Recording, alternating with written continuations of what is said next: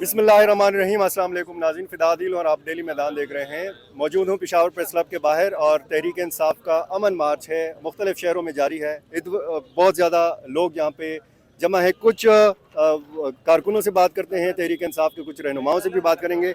एक नन्हे कारकुन मुझे नज़र आए हैं और मुझे बताया गया है कि ये थैलीसीमिया के मरीज़ भी हैं। नाम क्या है बेटा आपका? सैयद जवाद। कहाँ से आए हो?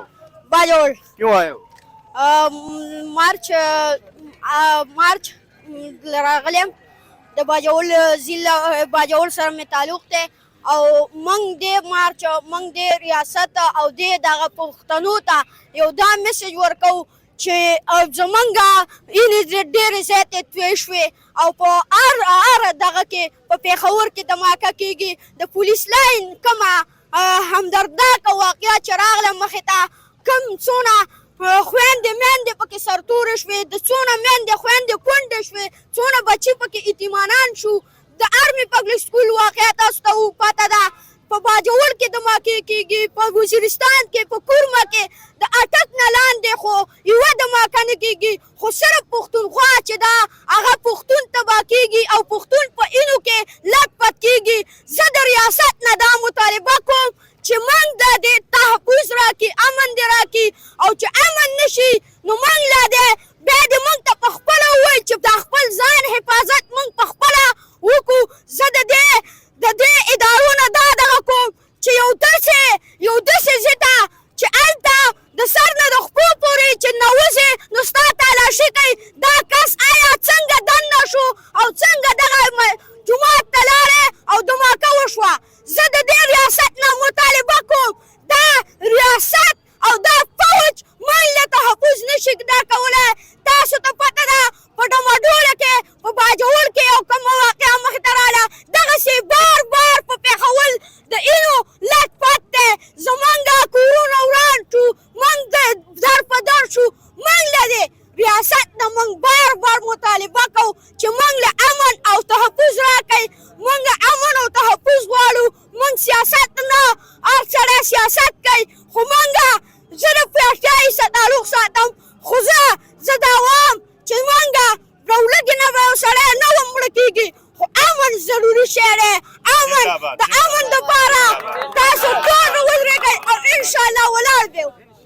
आपने इस बच्चे के जज्बात सुने, पश्तो में इन्होंने बात की, लेकिन इसका जो जज्बा है इससे आपको पता चल गया होगा कि इसके ख्यालात क्या हैं। और ये थैलीसीमिया का मरीज़ है, ऐसा बच्चा जिसको खून की अशद ज़रूरत होती है, इसको पता है कि खून की कीमत क्या होती है, खून की कदर क्या होती है। मज़ीद लोगों से भी बात करते हैं।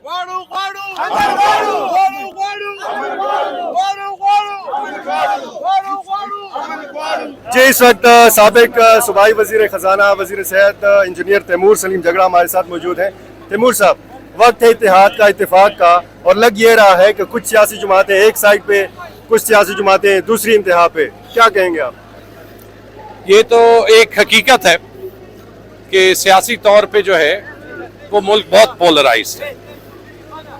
शायद इसमें किसी भी सियासी पार्टी के वर्कर्स का जो है वो कसूर ना हो, लेकिन जो मार्च या फरवरी पिछले साल से 2022 से हो रहा है, अंग्रेजी में कहते हैं कि you can start a crisis but you can't control a crisis. आप एक बिगड़ती हुई सिचुएशन को शुरू तो कर सकते हैं, कंट्रोल करना आसान नहीं होता। लेकिन दो बातें, एक तो ये कि जो सबसे ज़रूरी चीज़ है जिसके लिए आज लोग निकले हैं वो अमन के लिए। यहाँ पे हैं ज़्यादा पीटीआई के वर्कर्स हैं, लेकिन बहुत से आम शहरी भी हैं।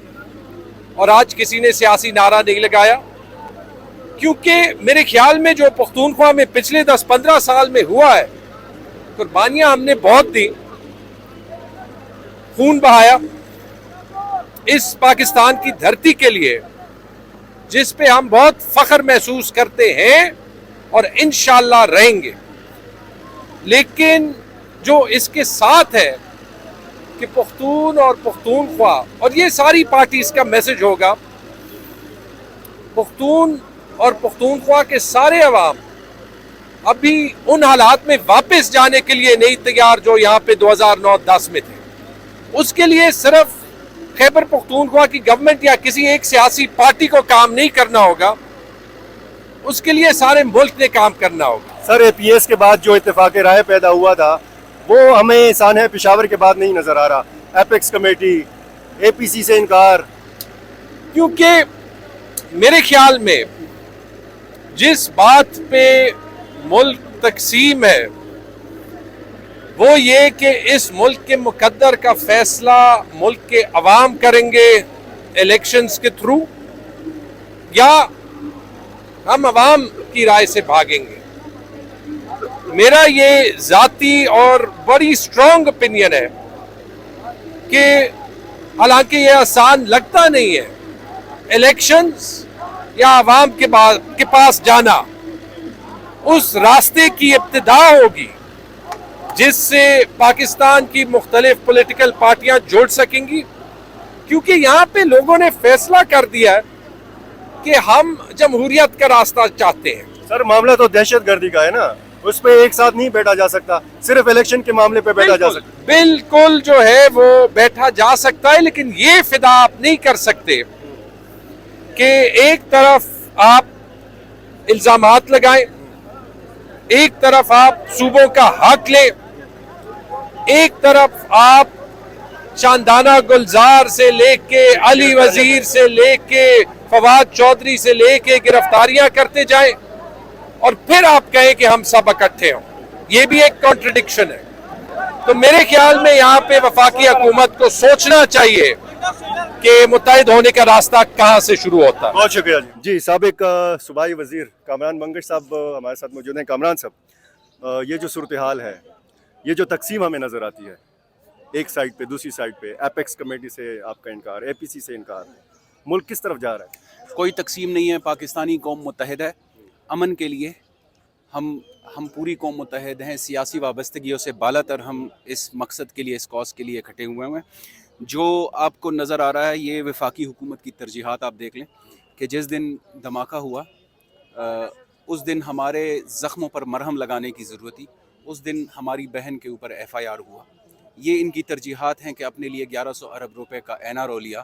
یہ ان کی ترجیحات ہے کہ عوام میں جو بے چینی پائی جاتی ہے, جو مہنگائی ہے, معیشت کی زبوحالی ہے, جو گورننس کی صورتحال ہے, جو 78 رکنی کابینہ بنی ہے, یہ کس جگہ پہ ہو سکتا ہے کہ آپ کا ملک قرضوں میں ڈوب رہا ہو اور آپ اپنی عیاشیوں کے لیے باہر سرجریز میں جائیں, آپ اتنی بڑی کابینہ کے ساتھ پوری دنیا کے چکر لگائیں.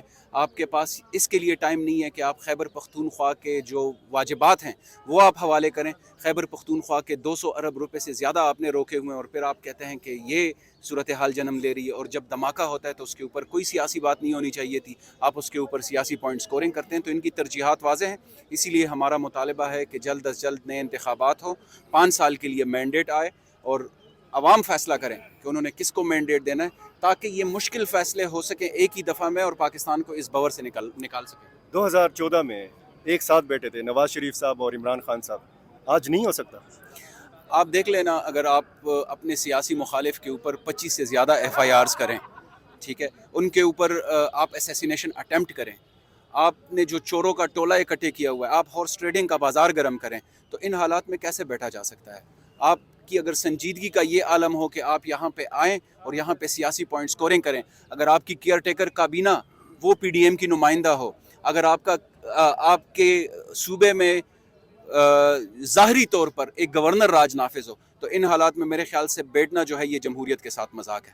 کامران صاحب, یہ تو ایک پارٹی کا آپ مسئلہ بیان کر رہے ہیں, کچھ شخصیات ہیں جو گرفتار ہوئیں آپ کی جماعت کے, یہ تو پوری قوم کا معاملہ ہے, پختون قوم کا بھی معاملہ ہے بطور خاص. ہم پختون قوم کے ساتھ کڑے ہیں. آج آپ نے دیکھ لیا عمران خان صاحب کڑے ہیں, ہم آخری دم تک کڑے رہیں گے انشاءاللہ. اور اس پہ ہم نہیں سمجھتے کہ کوئی سیاسی پوائنٹ سکورنگ ہونی چاہیے تھی, سیاست نہیں ہونی چاہیے تھی. یہ جو ہو رہا ہے یہ بدقسمتی سے یہ نااہلوں اور نالائقوں کا جو ٹولہ آ چکا ہے, جو یہ امپورٹڈ حکومت ہے, ان کی ترجیحات ہی نہیں ہے عوام کی فلاح کی. تو ہم بڑے کلیئر ہیں اس حوالے سے کہ ہم یہ چوروں کے ٹولے کے ساتھ نہیں بیٹھے. سر, نیشنل ایکشن پلان بنا تھا, اس پر عمل درآمد ہونا چاہیے یا ٹی ٹی پی کے ساتھ مذاکرات ہونے چاہیے؟ نیشنل ایکشن پلان پہ مکمل طور پر عمل درآمد ضروری ہے. تو پچھلے دور میں جو مذاکرات ہوئے تھے, کچھ دہشت گرد رہا بھی کر دیے گئے تھے. ہمیں اس حوالے سے, میں تو خیبر پختونخوا حکومت کی بات کر رہا ہوں, ہمیں تو اس حوالے سے کوئی معلومات نہیں ہے. کوئی سیف کی قیادت میں وہاں پہ کابل خیبر پختونخوا حکومت نے ان کو نامینیٹ نہیں کیا تھا. آپ لا تعلقی کا اظہار کرتے ہیں اس سارے میں پروسیس؟ خیبر پختونخوا حکومت کی آپ کو بات بتا رہا ہوں کہ 2018 سے لے کر 2023 تک ہمیں مذاکراتی عمل کے حوالے سے کسی قسم کی معلومات نہیں ہے.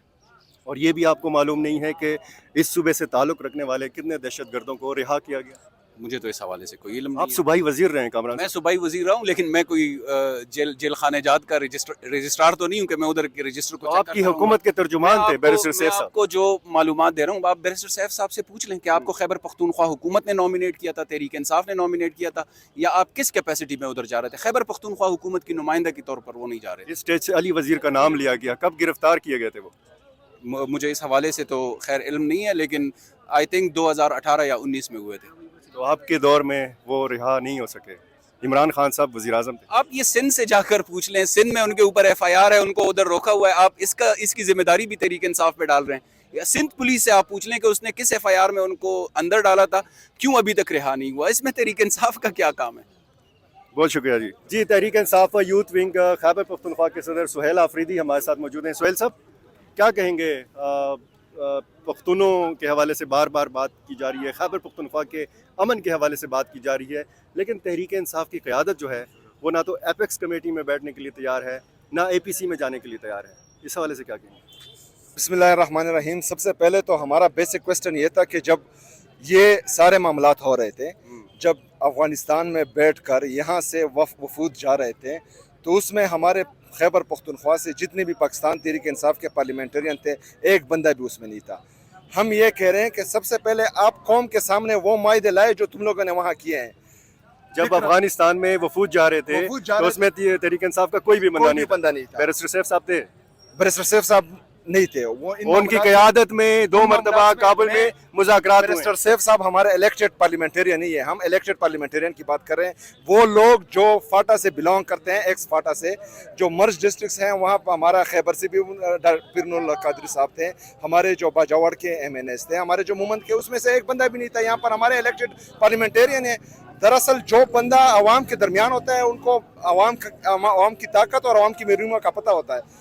بیرسٹر سیف صاحب ہمارے جو تھے وہ ایڈوائزر تھے, وہ منسٹر نہیں تھے. آپ ڈسون کرتے ہیں, ڈسون کر رہے ہیں آپ بیرسٹر کرتے ہیں, لیکن وہ جو ہیں ہمارے الیکٹڈ ممبر نہیں تھے. آپ سمجھتے ہیں کہ جو مذاکرات ہوئے ہیں ٹھیک نہیں ہوئے, جو رہائی ہوئی ہے لوگوں کی وہ ٹھیک نہیں ہوئی؟ نہیں, دیکھیں بات سنیں, اس میں جو ہے خان صاحب پہلے سے کہہ رہے تھے کہ ایک گڈ طالبان ہے, ایک بیڈ طالبان. گڈ طالبان وہ لوگ ہیں جو ریئیکشن میں بنے تھے. ان کے ساتھ جو مطلب ہتھیار ڈالنا چاہ رہے ہیں وہ ہمارے ہی لوگ ہیں, ہم ان سے بات کرنے کے لیے تیار ہیں. جو شرپسندی کر رہے ہیں اپنے ہی لوگوں کے خلاف, ان سے ہم بات ہی نہیں کر سکتے. جو ہتھیار ڈالنے کے لیے تیار ہوں ان سے بات ہونی چاہیے, ان کی رہائی ہونی چاہیے. ان سے بات ہوئی ہے, ان میں سے کچھ رہا بھی ہوئے ہیں. وہ جو ہے باقاعدہ ایجنسیوں نے کمٹ بھی کیا ہے کہ وہ لوگ آئے ہیں اور وہ یہاں پر پاکستان میں عام شہریوں کی طرح زندگی گزار رہے ہیں. اب آگے کیا ہونا چاہیے؟ مذاکرات ہونے چاہیے کہ نہیں ہونے چاہیے؟ مذاکرات ہونے یا نہیں ہونے چاہیے یہ ہمارے ایجنسیوں اور اداروں کا کام ہے. ہم چاہتے ہیں کہ ہمیں امن چاہیے. ابھی تو آپ کہہ رہے تھے کہ یہ منتخب لوگوں کا کام ہے, پارلیمنٹیرینز کا کام ہے. ابھی آپ کہہ رہے ہیں کہ لوگ ہے ہی نہیں, کدھر ہے؟ نہیں, تو جو لوگ گئے تھے اس میں تو باقی لوگ سیاسی جماعتوں کے لوگ تو تھے. ہم پارلیمنٹ سے باہر ہیں. ہاں, ہمارے جو الیکٹڈ ممبرز تھے. مطلب آپ کا کہنا یہ ہے کہ جب الیکشن ہو تو اس کے بعد یہ سارا سلسلہ ہو, تب تک امن ہونا چاہیے. تب تک امن ہونا چاہیے. ہمیں ایندھنی بنانا چاہیے ان کو. پختونخوا میں یہ ہماری 9 سال حکومت ایک دھماکہ بھی نہیں ہوا. کیوں نہیں ہوا؟ کے پی کے میں جس دن ہم اترے ہیں, جب ہم نے استعفیٰ دیا ہے, اس کے بعد ہی کیوں یہ حالات خراب ہو رہے ہیں؟ اس کے بعد کیوں آپریشن کی بات ہو رہی ہے؟ ایک ڈرون اٹیک نہیں ہوا, ایک دھماکہ نہیں ہوا. تو اس کا مطلب تھا کہ یہاں پر جو ہمارے لیڈرز تھے وہ مخلص تھے, وہ عوامی نمائندے تھے, وہ عوام کا درد رکھتے تھے. ان لوگوں کو تو عوام فکر ہی نہیں ہے. یہ صرف اور صرف جو ہے ڈالر کے پیچھے جا رہے ہیں اور ڈالر کمانا چاہ رہے ہیں. پشاور میں کچا رسالدار میں ایک بڑا دھماکہ ہوا تھا, وہ کس دور میں ہوا تھا؟ کون سا؟ کچا رسالدار میں, یہاں پشاور میں ہوا تھا. وہ اس کی جو کمیٹی بنی تھی. نہیں, کمیٹی کی بات نہیں کر رہا ہوں. پشاور میں ایک بڑا دھماکہ ہوا تھا, وہ کس دور میں ہوا تھا؟ 2008 سے 2013 میں کتنے دھماکے ہوئے؟ میں یہ نہیں پوچھ رہا ہوں, آپ نے کہا کوئی بھی ایک دھماکہ نہیں. وہ ایکسیپشنل کیس ہے نا, ایک ایکسیپشنل کیس تو آتا ہے. وہ اکا دکا کیس میں آتا ہے. آپ یہ مسلسل وہ ایکسیپشنل کیس میں بعض اوقات جو ہیں ادارے آرام سے بیٹھ جاتے ہیں, وہ کہتے ہیں کچھ نہیں ہوتا, اس وقت ہو جاتا ہے ایکسیپشنل. 2008 سے 2013 تک آپ دیکھ لیں, 2013 سے 2022 تک آپ دیکھ لیں, मतलब 10 साल में अगर एक होता है तो इट मीन्स कि हम काबू पा चुके हैं। एक एक्सेप्शनल केस में आ जाता है वो तो इतनी बड़ी इशू नहीं है, वो भी नहीं होना चाहिए।